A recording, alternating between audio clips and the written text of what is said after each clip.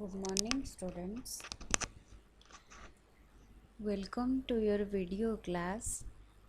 This class is for 6th semester electrical engineering students. Students, today we will going to discuss about solar pond. In previous class, we have already discussed about solar energy, solar collectors, solar photovoltaic cells, solar collectors, type of solar collectors, how solar energy converted to electrical energy. Today we are going to discuss about the application of solar energy, solar system. In that we will first cover solar pond. First of all, we are going to discuss about what is a solar pond, its working principle, and types of solar ponds, its application, advantages, and conclusions. What are the disadvantages? Let us start. First, we will discuss what is solar pond.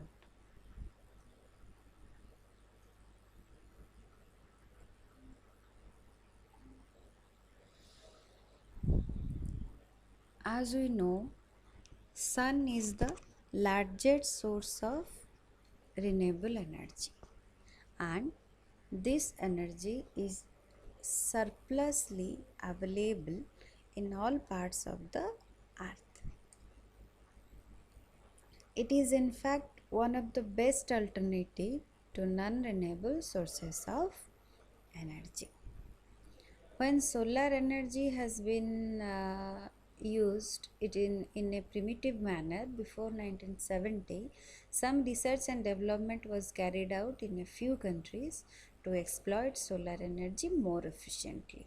But most of this work remained mainly academic. One way to tap solar energy is through the use of solar ponds. Solar ponds, we can say, solar ponds are the large scale energy collectors with integral heat storage for supplying thermal energy. It can be used for various applications such as process heating, water desalination, refrigeration, drying and power generation, and many more things. In a general language, we can explain a solar, I can explain a solar pond is a solar energy collector, generally fairly large in size, that looks like a pond. A solar pond is a body of water which that collects and stores solar energy. Solar energy will warm a body of water, but the water loses its heat unless some method is used to trap it. A solar pond is a solar energy which collects, generally fairly large in size, and that looks like a pond. This type of solar energy collector uses a large salty lake as a kind of a flat plate collector that absorbs and stores energy from the sun in the warm lower layer of the pond. These ponds can be natural or man-made, but generally speaking, the solar ponds that are in operation today are very artificial. Next, we are going to discuss about how it works. A solar energy will warm a body of water, but the water loses its heat unless some method is used to trap it. When water warmed by the sun, it expands and rises as it becomes less dense. When the water becomes less dense, it becomes to expand and rises. Once it reaches the surface, the water loses its heat to the air through convection or evaporation, taking heat with it. The colder water, which is heavier, moves down to replace the warm water. The cold water then goes to down and replace the warm water. The warm water comes upward, creating a natural convective circulation that mixes the water and dissipates the heat. The design of a solar pond reduces either convection or evaporation in order to store the heat collected by the pond. They can operate in almost any climate. We can say the key characteristics of solar pond that allow them to function effectively as a solar energy collector is a salt concentration gradient of the water. A solar pond can store the solar heat much more efficiently than a body of water of the same size, because the salinity gradient prevents convection current. Solar radiation entering the pond penetrates through the lower layer, which contains concentrated salt solution. The temperature in this layer rises since the heat it absorbs from the sunlight is unable to move upward to the surface by convection. Solar heat is thus stored in the lower layer of the pond. When the solar gradient results in water that is heavily salinated, collecting at the bottom of the pond with concentration decreasing towards the surface, resulting in cool, fresh water on the top of the pond. This collection of salty water at the bottom of the lake is known as the storage zone, while the fresh water top layer is known as surface zone. The overall pond is several meters deep, with the storage zone being 1 or 2 meter thick. These ponds work likewise. Next, if we will go to the next session, in which we will discuss working principle. The solar pond works on a very simple principle, and it is known that water or air is heated, they become lighter and rise upward. Similarly, in ordinary pond, the sun rays heat the water and the heated water within the pond rises and reaches the top, but loses the heat into the atmosphere temperature. The solar pond restricts this tendency by dissolving the salt in the bottom layer of the pond, making it too heavy to rise. As a solar pond is an artificially constructed water pond in which significant temperature rises are caused in the lower regions by preventing the occurrence of convection currents. The more specific terms, salt gradient, solar pond, or non-convecting solar pond are also used. The solar pond, which is actually a large solar collector, is a simple technology that uses a pond between 1 to 4 meter deep as a working material. Then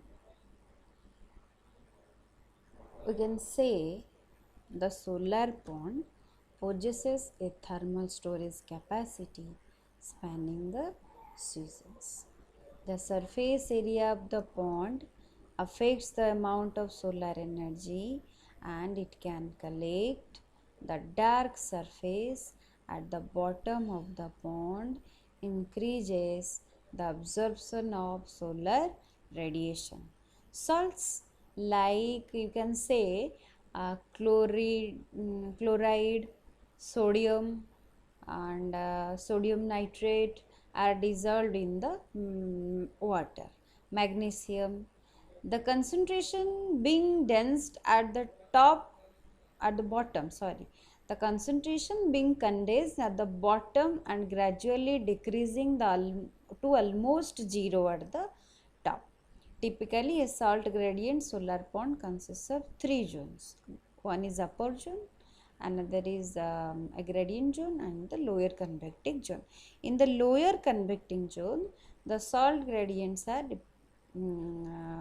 more dense.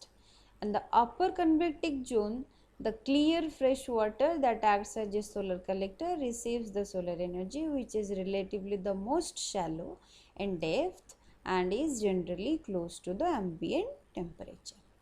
And a gradient which serves as the non-convective zone, which is much thicker and occupies more than half of the depth of the pond. Salt concentration and temperature increases with depth. A lower convective zone with the dense salt concentration serving as the heat storage zone, almost as thick as the middle non-convective zone. Salt concentration and temperature are nearly constant in this zone. When solar radiation strikes the pond, most of it is absorbed by the surface at the bottom of the pond. The temperature of the dense salt layer therefore increases, but the salt density difference keeps the layer of the solar pond separate. The dense salt water at the bottom prevents the heat being transferred to the top layer of the fresh water by the natural convection, due to which the temperature of the lower layer may rises to as much as 95 degrees Celsius. The solar pond must be clear for to operate properly, as sunlight cannot penetrate to the bottom of the pond if the water is contaminated or very murky. When sunlight is incident on this pond, most of the incoming sunlight reaches the bottom of, and thus the storage zone heats up. However, this newly heated water cannot rise, and thus heat loss upward is prevented. The salty water cannot rise because it is heavier than the fresh water that is on top of the pond, and thus the upper layer prevents convection currents from forming. Because of this, the top layer of the pond acts as a type of insulating blanket, and the main heat, the bottom of the pond, is warmed to extremely high temperatures. It can reach about 90 degrees Celsius if the pond is being used to generate electricity. This temperature is high to initiate and run organic Rankine cycle engine. Here in this diagram you can see, so the diagram of a solar pond. Here we have shown the different layer of a solar pond. This is the light fresh water.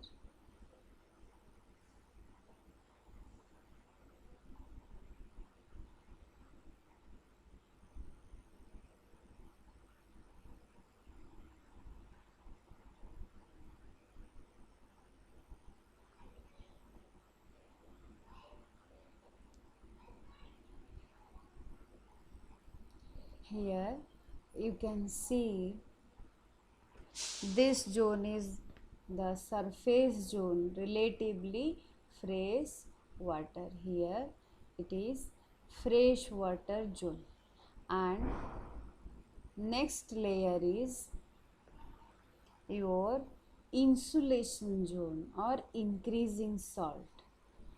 This is called the insulation zone or increasing salt zone, convective zone, gradient zone. And this is the bottom layer. This is your bottom layer, which is called heavy salt water storage zone, which is salted, saturated salt water, or we can say hot water out, cool water in.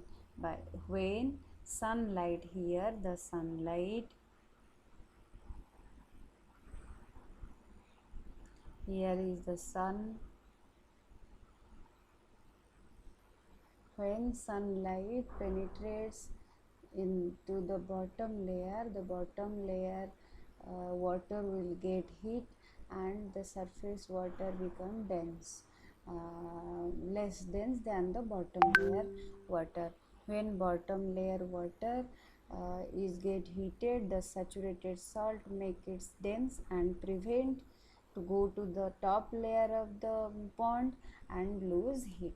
So by in this way we can trap the heat of the water and we can utilize the heat of the water for the various purpose. This is the working principle of the solar pond.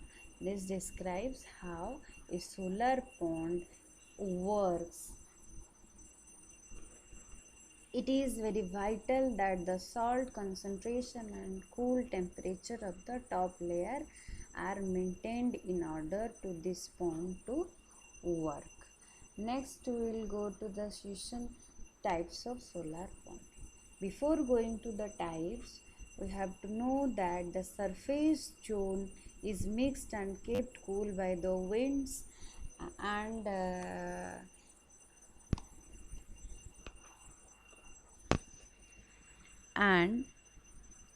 the surface zone heat losses by evaporation.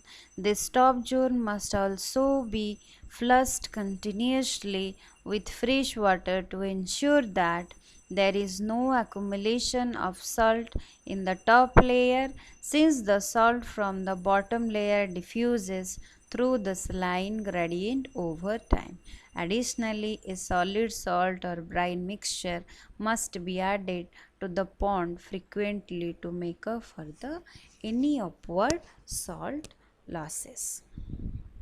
Then we'll going to the session types of solar pond. Solar pond is of two types. One is convecting solar pond, another is non-convecting solar pond.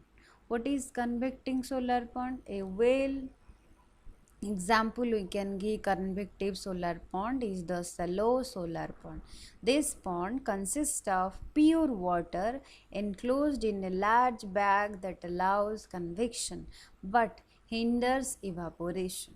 The bag has a blacked bottom, has foam insulated below, and two types of glazing on top, means sheets of plastic glasses. The sun heats the water in the bag during the day. At the night, hot water is pumped out into a large heat storage tank to minimize the heat loss. Excessive heat loss when pumping the hot water to the storage tank has limited the development of shallow solar ponds. Next, going to the non-convecting solar pond. The main types of non-convecting solar pond is salt gradient ponds. A salt gradient pond has three distinct layers of brine of varying concentrations. Because the density of the brine increases with the salt concentration, the most concentrated layer from the bottom, the least concentrated layer is the surface. When the salt commonly used as sodium chloride, magnesium chloride, a dark colored material used, usually rubber, lines on the pond. As sunlight enters the pond, the water and the lining absorbs the solar radiation. As a result, the water near the bottom of the pond becomes warm up to 93 degrees Celsius. Even when it becomes warm, the bottom layer remains denser than the upper layer, thus inhibiting convection. Pumping the brown through the external heat exchanger or an evaporator removes the heat from this bottom layer. Another method of heating removal is to extract heat with the heat transfer fluid as it pumped through a heat exchanger placed on the bottom of the pond. Next, its application. Here we are showing the process of heat. When a large quantity of hot water is required, such as textile processing and dairy industries, hot air for industry use such as drying agricultural produce, timber, fish and chemicals, and space heating are other possible applications. Here we can use solar ponds. The heat from the solar pond can be used in variety of different ways. First, since the heat storing ability of solar pond are so greatly, they are ideal for use in heating and cooling of buildings, as they can maintain a fairly stable temperature. These ponds can also be used to generate electricity either by driving a thermoelectric device or some organic Rankine engine cycles. Simply a turbine powered by a evaporator of a fluid. Finally, the solar pond can be used for desalination purpose, as the low cost of this thermal energy can be used to remove the salt from the water for drinking or irrigation purposes. Next, we can say we are using in the drinking water is a chronic problem for many villages in India. And remote coastal villages where sea water is available, solar pond can provide a cost effective solution to the potable drinking water problem. Desalination cost in these places work out to be 7.5 paisa per liter, which compares favorably with the current cost incurred the reverse osmosis or electrolysis desalination processes. And next the application we will use refrigeration. Refrigeration application have a tremendous scope in tropical country like India. Perishable products like agricultural produce and life-saving drugs like vaccine can be preserved for long stretches of time in cold storage using solar pond technology in conjunction with the ammonia-based absorption refrigeration system. Next, we will discuss about the advantages and disadvantages, drawbacks, benefits and the drawbacks. The first advantages is low investment cost per installed collection area.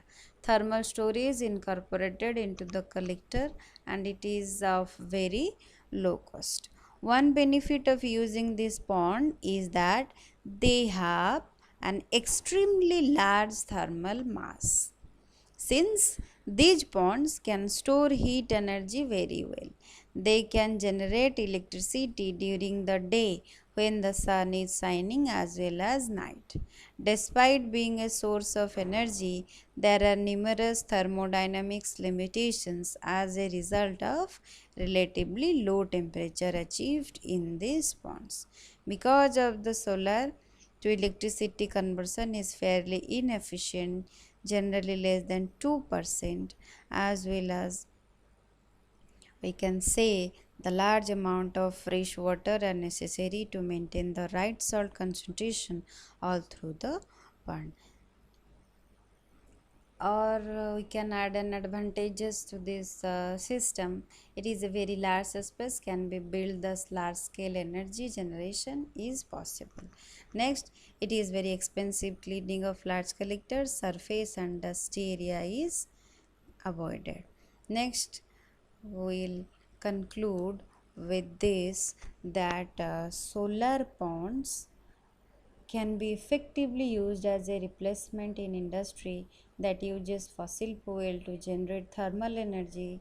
Solar pond can be used for process heating, refrigeration, water desalination, production of magnesium chloride, bromine, recovery from the beaten, enhancement salt yield in salt farms.